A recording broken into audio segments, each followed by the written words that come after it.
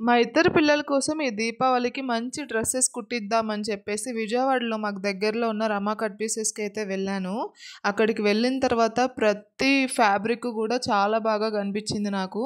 నేను ఇంటి దగ్గర నుంచి వచ్చేటప్పుడే ఫిక్స్ అయ్యి ఉన్నాను. స్పేస్ సిల్క్‌లోనే తీసుకోవాలి, అది కూడా రెడ్ కలర్‌లోనే తీసుకోవాలి అని చెప్పేసి.